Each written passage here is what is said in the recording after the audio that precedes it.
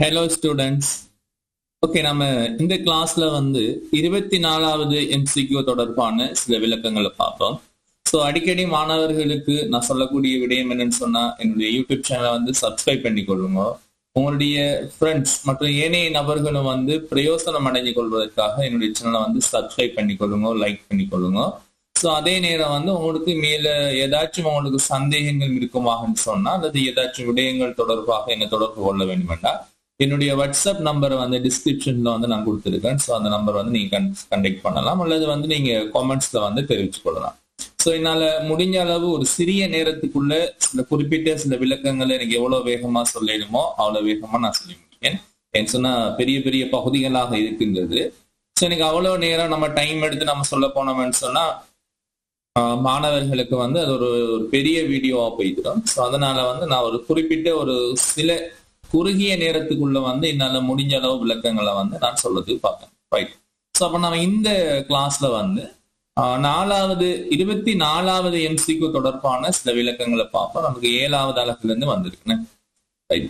பின்வரும் முறைமைகளுக்கு மிகவும் உகந்ததான நிறுவுகை வகைகளை கொண்டுள்ள விடையை தெரிவு செய்க அப்படின்னு சொல்லியிருக்காங்க. ஸோ நமக்கு இதுல ABC என்றவாறு நமக்கு கூற்றுக்கள் தரப்பட்டிருக்கு. ஸோ முதலாவது கூற்று நான் வேகமா வாசிக்கன்னு பார்த்து கொள்ளுங்க. ஒரு விமான நிலையத்தில் ஏற்கனவே உள்ள ஒரு வான்வழி போக்குவரத்து கட்டுப்பாட்டு முறைமையை பிரதியீடு செய்வதற்கான ஒரு புதிய முறைமை கொண்டு வராங்க. சரியா? அது என்னன்னு சொல்லி நம்ம பிறகு டீப்பா பார்ப்போம். அடுத்து வந்து நாடு முழுவதும் பறந்துள்ள ஒரு சங்கிலி தொடர் மீச்சந்தையின் வாடிக்கையாளர்கள் நிகழ்நிலை மூலம் பொருட்களுக்கான கட்டளைகளை வழங்குவதற்கான ஒரு முறைமை. இனி ஒரு அலுவலகத்தில் தம்மால் பெற்றுக்கொள்ளப்பட்ட சேவை அனுபவம் சம்பந்தமான கருத்துக்களை பொதுமக்கள் உள்நுழைவு செய்வதற்கான ஒரு முறைமையை கொண்டு வராங்க. ஓகே, அப்ப நமக்கு ஆன்சர்ல வந்து நமக்கு நேரடியான நிறுவுகை, சமாந்தரமாக நிறுவுகை, முன்னோடி நிறுவுகைன்னு தந்திருக்காங்க. ஸோ இது தொடர்பான சில விளக்கங்களை பார்த்துட்டு நம்ம மறுபடியும் கேள்வியை வந்து நம்ம கொஞ்சம் டிஸ்கஸ் பண்ணக்கூடிய மாதிரி இருக்கும்.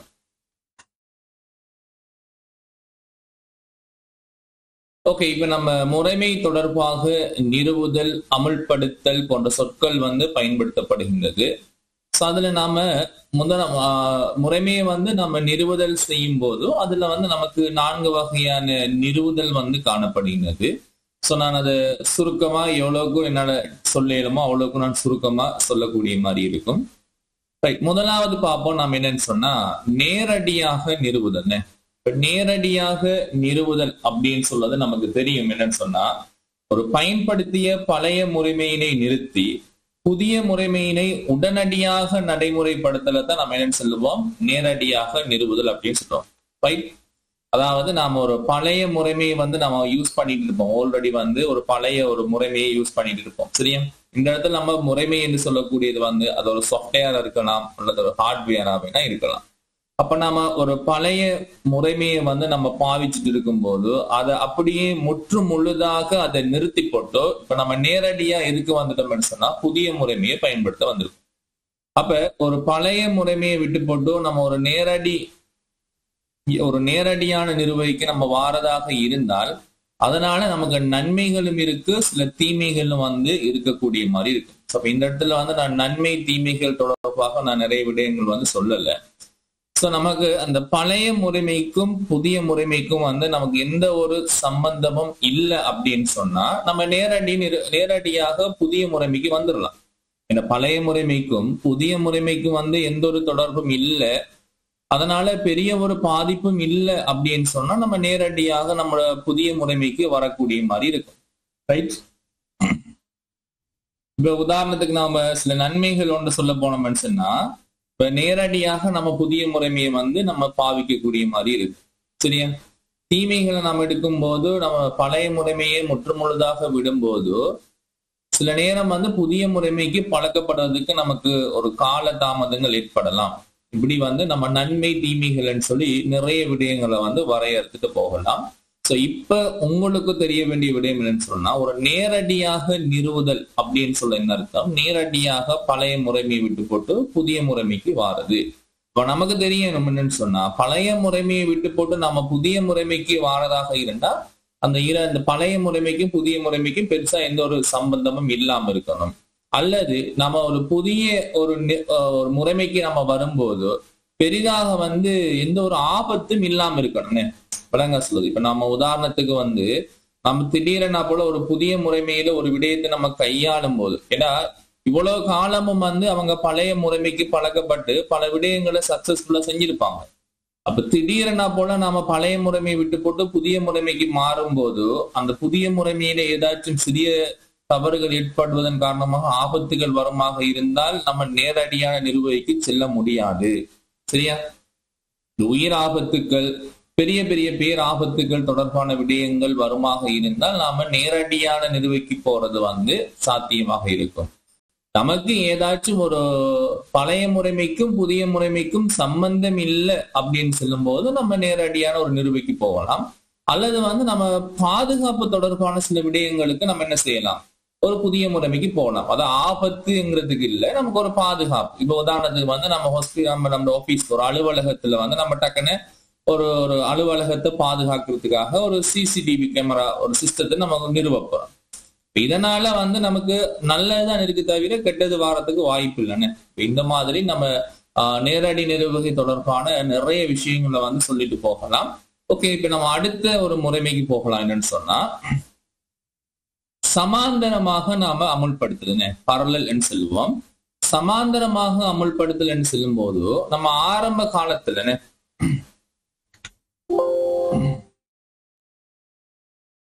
ரைட் கொஞ்சம் கவனிங்க. அப்ப நம்ம சமாந்தரமாக அமுல்படுத்தல் என்று சொல்லும் போது ஆரம்பத்துல நம்ம என்ன செய்திருக்கலாம் அப்படின்னு சொன்னா, இப்ப கொஞ்சம்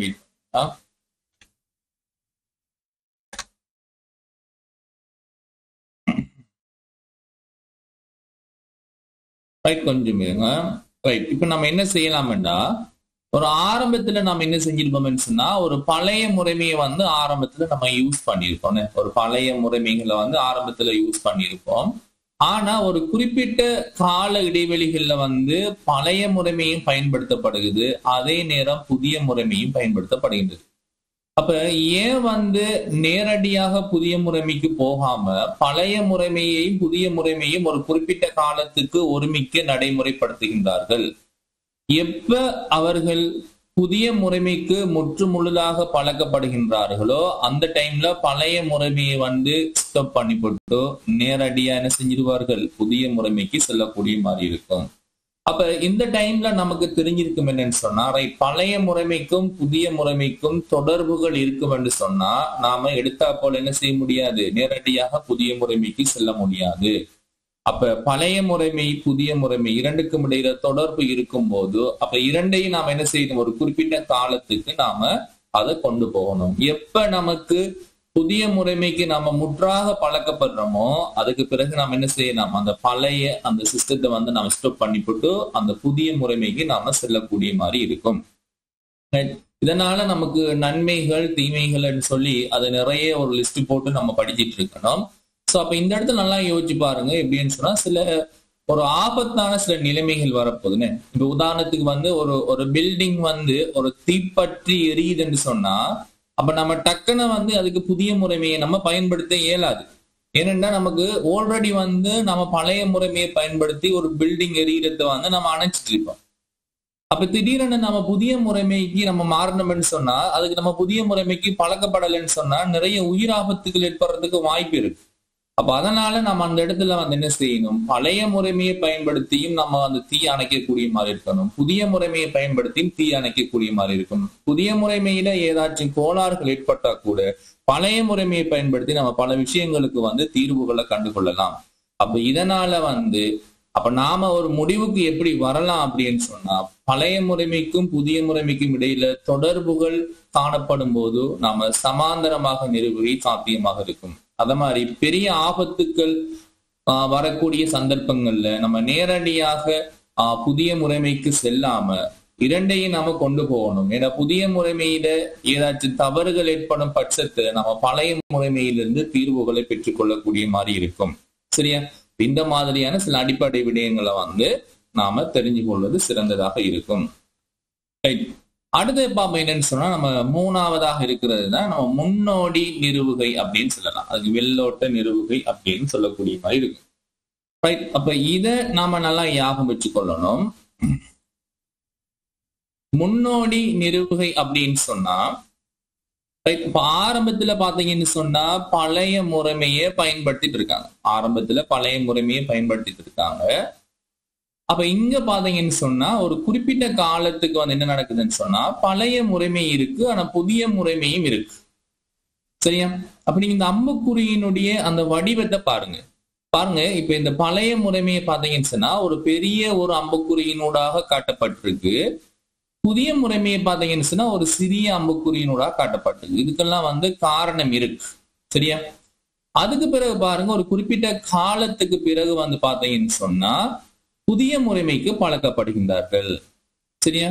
அப்ப டோட்டலா பழைய முறைமையை விட்டு போட்டு என்ன செய்யறாங்க, ஒரு புதிய முறைமைக்கு வந்துட்டாங்க. அப்ப முன்னோடி நிறுவுகை அப்படின்னு சொன்னா இதுக்கு நமக்கு நிறந்த ஒரு சிறந்த உதாரணங்கள் வந்து நம்ம எப்படி எடுத்துக்கொள்ளலாம்னு சொன்னா, இப்ப நிறைய பாடசாலைகள் இருக்குன்னு கற்பனை பண்ணிக்கொள்ளுங்க. இப்ப அரசாங்க பாடசாலைகள் நிறைய இருக்குன்னு நம்ம கற்பனை பண்ணிக்கொள்வோம். சரியா? அதாவது இப்ப அரசாங்க பாடசாலைகள் எடுத்தோம்னு சொன்னா நிறைய அரசாங்க பாடசாலைகள் வந்து காணப்படுகின்றன. நான் இப்படி உங்களுக்கு சின்னதா பாக்ஸ், நிறைய அரசாங்க பாடசாலைகள் வந்து வெவ்வேறு மாவட்டங்கள்ல வந்து நிறைய பாடசாலைகள் காணப்படுதுன்னு வச்சுக்கோங்க. சரியா? இப்ப என்ன கொண்டு வராங்கன்னு சொன்னா ஒரு ஆட்டோமேட்டிக் பெல் சிஸ்டம் வந்து கொண்டு வராங்க. வளமையா வந்து மெனுவலா வந்து அந்த உங்களுடைய பாடசாலைகள்ல வந்து ஆரம்ப காலத்துல வந்து எப்படி இருக்குன்னு சொன்னா அதாவது மெனுவலா வந்து ஒரு சுவிட்சை ஆன் பண்றது ஆஃப் பண்றதுக்குன்னு சொல்லி ஒரு ஆள் வச்சிருப்பாங்க. அவங்க மெனுவலா வந்து அந்த பெல் சிஸ்டத்தை வந்து பயன்படுத்துவார்கள். இப்ப என்ன கொண்டு வராங்கன்னு சொன்னா அந்த ஆட்டோமேட்டிக் பெல் சிஸ்டம் அப்படின்னு சொன்னா ஒரு குறிப்பிட்ட டைம் வரும்போது ஆட்டோமேட்டிக்கா அந்த பெல் ஆன் ஆகி அந்த பெல் பண்ணிட்டு திரும்பி அது அப்படியே ஆஃப் ஆகிடும். திரும்பி டைம் வரும்போது ஆட்டோமேட்டிக்கா அந்த பெல் வந்து அந்த அதனுடைய பெல் ரிங் பண்ணிட்டு அதுக்கு பிறகு வந்து அது ஆஃப் ஆயிடும். இப்படி என்ன செய்யறாங்கன்னு சொன்னா ஒரு ஆட்டோமேட்டிக் பெல் சிஸ்டத்தை ஒரு புதிய ஒரு சிஸ்டத்தை கொண்டு வராங்க. அவ்வாறு உருவாக்கப்பட்ட அந்த புதிய அந்த சிஸ்டம் வந்து சரி அந்த ஆட்டோமேட்டிக் பெல் சிஸ்டத்தை வந்து எடுத்தா போல நாடு முழுவதும் காணப்படக்கூடிய பாடசாலைகளுக்கு அவங்க எடுத்தா போல அறிமுகப்படுத்தல. அவங்க என்ன செய்யறாங்கன்னு சொன்னா முதல்ல ஒரு பாடசாலையில மாத்திரம்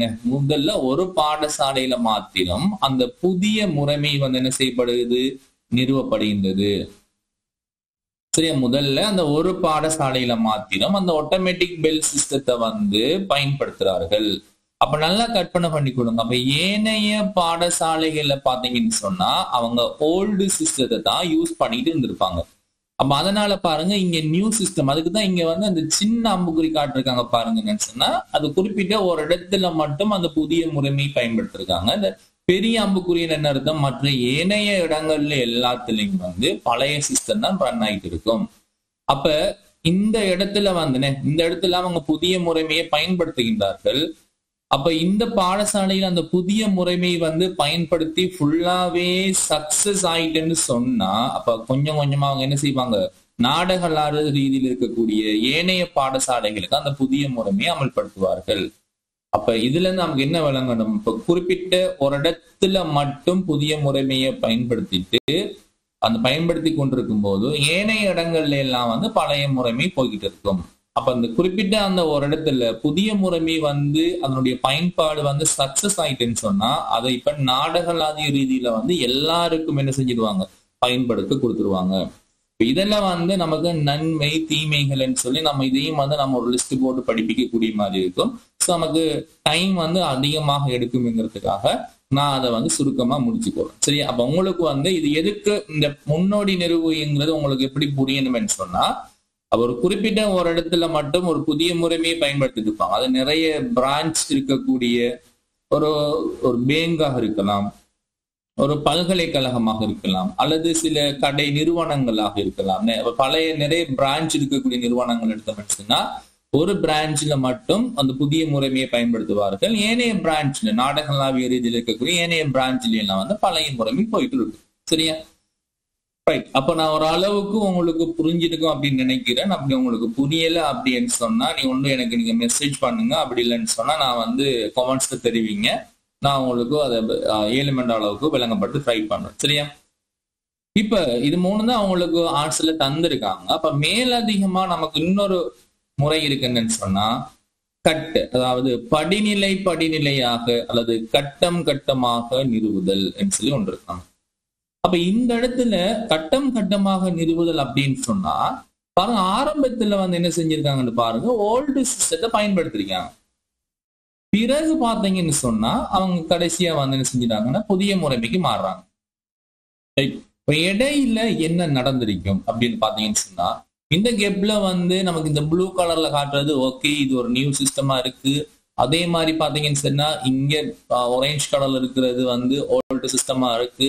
அப்போ உங்களுக்கு விளங்குது என்னன்னு சொன்னா புதிய சிஸ்டம் படிப்படியாக அதிகரிச்சுட்டு போகும்போது பழைய சிஸ்டத்தை பாத்தீங்கன்னு சொன்னா படிப்படியா என்ன செஞ்சுட்டு இருக்கு, குறைஞ்சிக்கிட்டு போகுது. அப்ப இந்த இடத்துல முக்கியமான ஒரு பாயிண்ட்ஸ் என்ன அப்படின்னு சொன்னா இந்த கட்டம் கட்டமாக நிறுவுதலை பொறுத்த வரைக்கும் பயனர்கள் வந்து முறைமையை வந்து முதல்ல ஆரம்பத்திலேயே வந்து முழுமையா பயன்படுத்த மாட்டாங்க. ஒரு சிஸ்டம் ஒன்று இருக்குன்னு சொன்னா அல்லது ஒரு சாஃப்ட்வேர் ஒன்று இருக்குன்னு சொன்னா எடுத்தா போல பயனர்கள் வந்து அந்த முறைமையை வந்து முழுமையாக பயன்படுத்த மாட்டார்கள். விளங்க சொல்லுது. இப்ப உதாரணத்துக்கு வந்து நம்ம கம்பெனில வந்து ஒரு சும்மா நான் உங்களை உதாரணத்துக்கு வழங்கப்படுத்துறதுக்காக நான் எழுதிக்கொள்ளும் ABCDன்னு வச்சுக்கொள்ளுங்க. சரியா?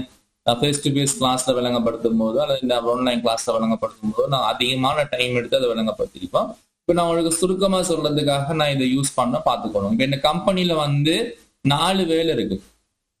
பணிகள் வந்து 4 பணிகள் வந்து காணப்படுகின்றது.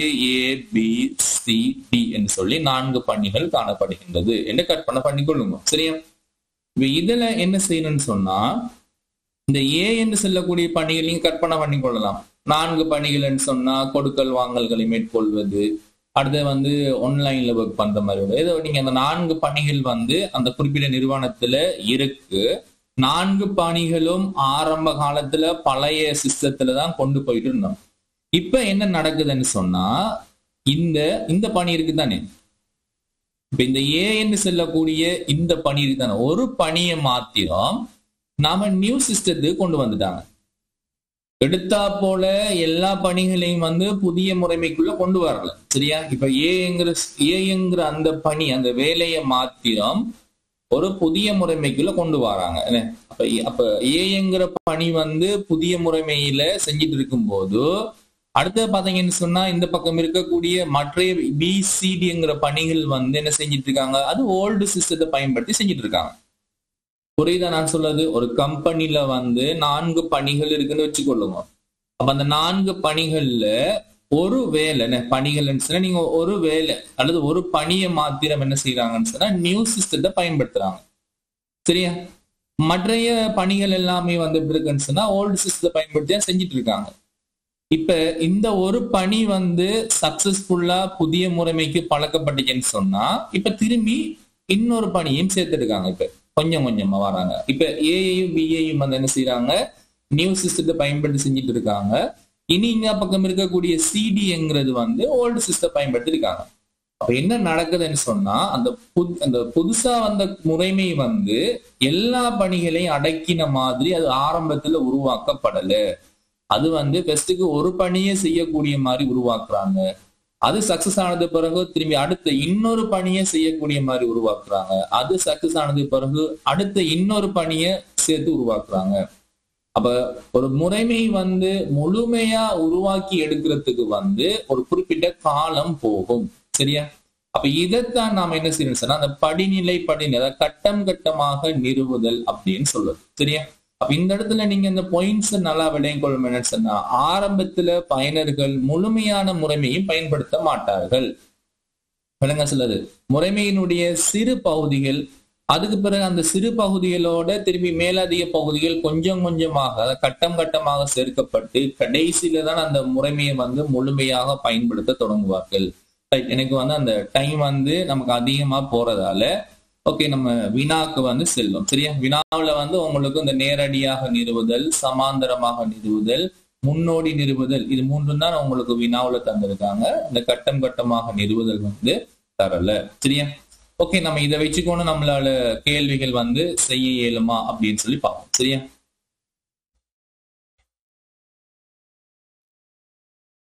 ரைட். ஓகே, இப்ப நீங்க பாருங்கன்னு சொல்லி இப்ப முதலாவது ஏ கூற்று பாருங்க. ரைட். ஒரு விமான நிலையத்தில் ஏற்கனவே உள்ள ஒரு வான்வழி போக்குவரத்து கட்டுப்பாட்டு முறைமையை பிரதியீடு செய்வதற்கான ஒரு புதிய முறைமை வருது. விமான நிலையத்தை எடுத்தோம்னு சொன்னா வான்வழி போக்குவரத்து எப்படி நம்ம தரை வழி போக்குவரத்துக்களை கட்டுப்படுத்துறதுக்குன்னு சொல்லி நிறைய விடயங்கள் இருக்கும். அதே மாதிரி தான் வான்வழி போக்குவரத்துக்களை கட்டுப்படுத்துறதுக்குன்னு சொல்லி ஏற்கனவே ஒரு முறைமை அவங்கள்ட்ட இருந்திருக்கு. அந்த முறைமைக்கு பதிலாக ஒரு புதிய முறைமையை கொண்டு போய் பிரதியீடு செய்ய போறாங்க. அப்ப யோசிச்சு பாருங்க, புதிய முறைமை கொண்டு அந்த வான்வழி போக்குவரத்துன்னு சொல்லும் போது பாருங்க, கொஞ்சம் சிறிய தவறுகள் ஏற்பட்டா கூட பெரிய ஆபத்துக்கள் ஏற்படுவதற்கு வாய்ப்பு இருக்கு. அப்ப நாம எடுத்தா போல என்ன செய்ய முடியாது, புதிய முறைமையை கொண்டு நிறுவுவது கடினம். அப்ப அதனால நமக்கு எது சிறந்தது அப்படின்னு சொன்னா அந்த இடத்துல பழைய முறைமையும் இருக்கணும், புதிய முறைமையும் இருக்கணும். ஏனென்றா நம்ம புதிய முறைமையில ஏதாச்சும் தவறுகள் ஏற்படும் போது நமக்கு பழைய முறைமையிலிருந்து அதை நம்ம தீர்த்து கொள்ளலாம். அப்ப இந்த போக்குவரத்து வான்வழி போக்குவரத்து கட்டுப்பாடுங்கிறது அப்ப அந்த நம்ம கட்டுப்படுத்துறதுக்கு இரண்டு முறைமைகளும் இருக்கிறது தற்போது நல்லம். எப்ப அவங்க புதிய முறைமைக்கு முற்றுமுழுதாக பழக்கப்படுறாங்களோ அதுக்கு பிறகு பழைய முறைமையை நம்ம என்ன செய்யலாம், கண்டினியூ பண்ணலாம். ஏன்னா இதுகள் ஆபத்துக்கள் நிறைந்திருக்கக்கூடிய ஒரு பகுதியாக இருக்கு. அப்ப அதனால நீங்க இந்த ஏ கூற்றுக்கும் நமக்கு எது சிறந்ததுன்னு சொன்னா சமாந்தரமாக நிறுவுதல்ங்கிறது நமக்கு சிறந்ததாக இருக்கு. ஏ கூற்றுக்கு சமாந்தரமாக நிறுவுதல் நமக்கு எப்படி இருக்கும், சிறந்ததாக இருக்கும். பி கூற்ற பாருங்க, நாடு முழுவதும் பறந்துள்ள ஒரு சங்கிலி தொடர் மீச்சந்தை. மீச்சந்தைன்னு சொல்றது நம்ம சூப்பர் மார்க்கெட். பாத்தீங்கன்னா நாடு முழுவதும் பறந்துள்ள சூப்பர் மார்க்கெட் நீங்க நிறைய சூப்பர் மார்க்கெட் இருக்கலாம். அது நாடு பூராகவும் பறந்துள்ள ஒரு நிறைய பிரான்ச் இருக்குன்னு நாடு மூலமாகவும் பறந்துள்ள ஒரு சங்கிலி தொடர் மீச்சந்தை. வாடிக்கையாளர் இப்ப நிகழ்நிலை மூலம் பொருட்களுக்கான கட்டளைகளை வழங்குவதற்கான ஒரு புதிய முறைமையை கொண்டு வராங்க. அவர் சூப்பர் மார்க்கெட்ல வளமையா வாடிக்கையாளர்கள் என்ன செஞ்சிருப்பாங்க, நேரடியா பொருட்கள் எடுத்திருப்பாங்க. இப்ப புதுசா ஒரு சிஸ்டத்தை கொண்டு வராங்க. என்னன்னு சொன்னா ஆன்லைன்ல நிகழ்நிலையில பொருட்களை கட்டளையிடுவதற்கான ஒரு புதிய முறைமையை கொண்டு வரப்போறாங்க. அப்ப இவங்களுக்கு நிறைய பிரான்சஸ் இருக்கு, நாடு முழுவதும் இருக்குன்னு சொன்னா அப்ப நிறைய பிரான்சஸ் இருக்கு. அப்ப அந்த டைம்ல எடுத்தா போல அவங்க எல்லா பிரான்சஸுக்கும் புது முறைமையை கொண்டு போகாம முதல்ல என்ன செஞ்சிருக்கணும், அவங்க ஏதாச்சும் ஒரு பிரான்ச்சுக்கு மட்டும் ஒரு புதிய முறைமையை பயன்படுத்தி அங்க சக்சஸ்ஃபுல்லா வேலை செஞ்சதுக்கு பிறகுதான் நம்ம ஏனைய நிறுவனங்கள் அதாவது ஏனைய பிரான்ச்சுகளுக்கும் நம்ம அந்த புதிய முறைமையை பயன்படுத்துறது கொடுக்கலாம். சரியா? அதனால இதுக்கு நமக்கு எது சிறந்தது அப்படின்னு சொன்னா அதான் நம்ம சொல்லியிருக்கோம், முன்னோடி அமல்படுத்தல் இதற்கு சிறந்ததாக இருக்கும். தெரியும்? அடுத்த பாருங்க என்னன்னு சொன்னா, ஒரு அலுவலகத்தில் தம்மால் பெற்றுக்கொள்ளப்பட்ட சேவை அனுபவம் சம்பந்தமான கருத்துக்களை பொதுமக்கள் உள்நுழைவு செய்வதற்கான ஒரு முறைமை. என்னன்னா இப்ப பொதுமக்கள் நிறைய அலுவலகங்கள்ல வேலை செஞ்சிருப்பாங்க. அப்ப அவங்க அலுவலகத்துல வேலை செஞ்சிருப்பாங்க. அதனுடைய அந்த எக்ஸ்பீரியன்ஸ் தொடர்பான சில கருத்துக்களை அவங்க என்ன செய்யலாம், ஒரு சிஸ்டத்துக்குள்ள அவங்க உள்நுழைவு அதாவது இன்புட் பண்ணதுக்கு, அதாவது அந்த சிஸ்டத்துக்குள்ள என்டர் பண்றதுக்கான ஒரு புதிய முறைமையை கொண்டு வராங்க. ஒரு புதிய முறைமை கொண்டு வருகிறது. அந்த புதிய முறைமைக்குள்ள என்ன செய்யலாம் கேட்டா, மக்கள் அலுவலகத்துல வேலை செய்யும் போது அவங்களுடைய எக்ஸ்பீரியன்ஸை நீங்க அதுல இன்புட் பண்ணலாம் அப்படின்னு சொல்லி ஒரு புதிய முறைமையை கொண்டு வராங்க. அப்ப இந்த இதுல நீங்க பாத்தீங்கன்னு சொன்னா இப்ப இந்த கொண்டு வர ஒரு முறைமைங்கிறது இதனால யாருக்கும் எந்த ஒரு பாதிப்பும் இல்லைன்னு. இது ஜஸ்ட் ஒரு இதுக்கு முதல்ல ஒரு பழைய முறைமை ஏதோ ஒன்று இருந்திருக்கலாம். இப்ப ஒரு புதுசா ஒரு முறைமையா கொண்டு வராங்கும் போது அதுல மக்கள் எல்லாம் என்ன செய்வாங்க, ஈஸியா இன்புட் பண்ணிட்டு இருப்பாங்க அவங்களுடைய எக்ஸ்பீரியன்ஸ். அப்ப இதுல நமக்கு ஆபத்து இருக்கா அல்லது புதிய முறைமைக்கும் பழைய முறைமைக்கும் ஏதாச்சும் தொடர்பு இருக்கா, அந்த மாதிரி எதுவுமே இதுல இல்லை. அப்ப இது நேரடியா அவர் அந்த முறைமையை கொண்டு வரலாம். இதனால எந்த ஒரு பாதிப்பும் இல்லை தானே. அப்ப இதுக்கு நமக்கு சாத்தியம் என்னன்னு சொன்னா நேரடியாக நிறுவுதல் சாத்தியமாக இருக்கலாம். சரியா? அப்ப மாணவர்களே, என்னால அந்த குறிப்பிட்ட ஒரு டைமுக்குள்ள என்னால எவ்வளவு வேகமா அந்த விளங்கப்படுத்த வேணுமோ அதுக்கேற்ற மாதிரி தான் நான் உங்களுக்கு விளங்கப்படுத்திருக்கேன். சரியா? உங்களுக்கு ஏதாச்சும் சந்தேகங்கள் இருந்தா கேட்டுக்கொள்ளலாம். அது மட்டும் இல்லாம என்னன்னா இந்த நிறைய விஷயங்கள் இதுக்குள்ள நம்ம டைம் சொன்னோம்னா நமக்கு டைம் அதிகமா போகும். இந்த வினாக்கு நான் இப்ப கொடுத்த இந்த சிறிய விளக்கங்கள் உங்களுக்கு போதும் என்று நான் நினைக்கிறேன். இப்ப நமக்கு இதுல எந்த ஆன்சரை தெரிவு செய்யலாம்னா ஏ கூற்றுங்கிறது சமாந்தரமாக இருக்கு, பி வந்து முன்னோடி, சி வந்து நேரடி. அப்ப நீங்க இந்த மூன்றாவது விடையை வந்து தெரிவு செய்யக்கூடிய மாதிரி இருக்கும். ஓகே ஸ்டூடெண்ட்ஸ், நம்ம அடுத்த ஒரு வினா தொடர்பான ஒரு டிஸ்கஷன்ல வந்து சந்திக்கலாம். மறக்காம என்னுடைய சேனலை வந்து சப்ஸ்கிரைப் பண்ணி கொள்ளுங்க. நம்ம அடுத்த கிளாஸ்ல பார்த்துக்கொள்ளலாம்.